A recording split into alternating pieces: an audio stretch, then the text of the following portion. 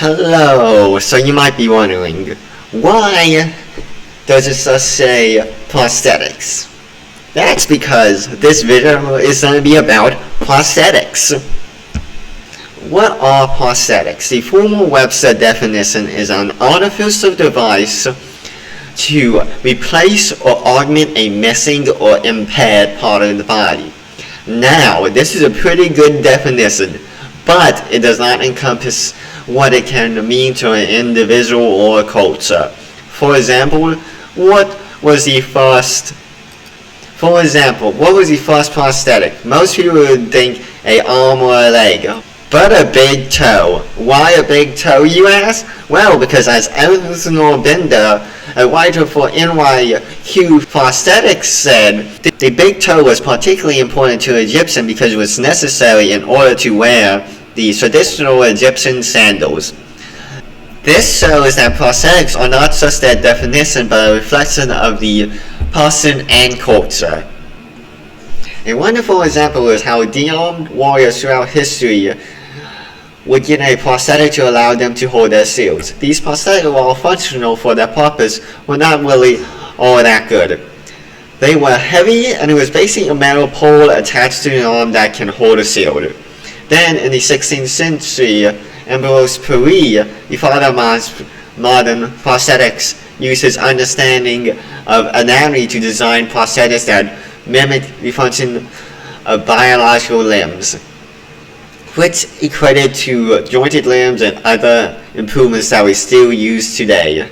There was not much improvement after that till the American Civil War, which caused an increase in the number of amputees.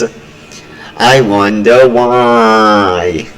One of the amputees from the war, James Hanger, a Confederate soldier, went on to invent the hanger limb, a wood and metal prosthetic that had a joint at the knee and ankle. Then finally in the 1970s, and forgive me for saying the name wrong, Zadiso and Martins went, hey, what if I don't just mimic how the human body works, but reduce friction and improve gait?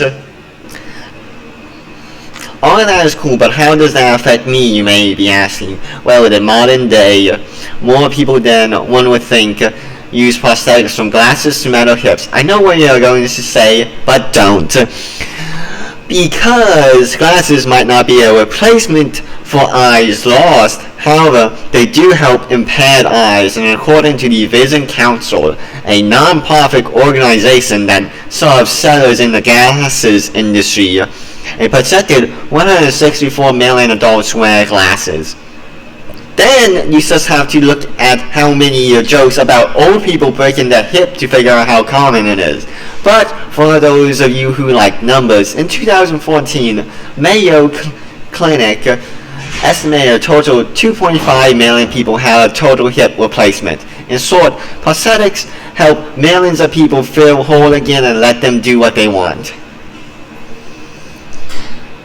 The main point of going over these numbers is to show the sense of wholeness that a person gets from being able to do things that they want to do is still there today. Plus, it is always nice to give a reference point when you are going to get into something somewhat controversial, such as athletic prosthetics. Athletic prosthetics in 2012 was a hot topic because Oscar Pistorius, the first runner with prosthetic legs, participated in the Olympics. This was because some said that his prosthetics were more efficient than normal legs, giving him an unfair advantage. There's many factors going into this debate. The article Athletic Prosthetics Creation and Controversy by Miriam, and please forgive me for butchering this last name, Gusenhumging, an aspiring grad student in biomechanical engineering, goes somewhat into all these factors and gives a nice overview. However, the main thing that I am going to draw from this article is this quote. In many ways, this debate mirrors current issues in the world of elite sports. At what point does innovation create unfair advantage? That is so vaguely described by the IAAF. As technology and athleticism continue to progress, one must judge how talent and engineering advancements can interact. The point that we must ask these questions show how far we come in the technology of prosthetics, but it also has implications for the future. If we must ask those questions now, would they not become more prevalent as prosthetic technology progresses?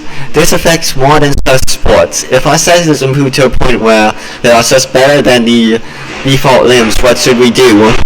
Should we let athletes with limbs that are just better compete? If people want to pay to have their limbs amputated and prosthetics installed to try and become a gold medalist, should we let them? And what if they just want to do it because they think it is cool?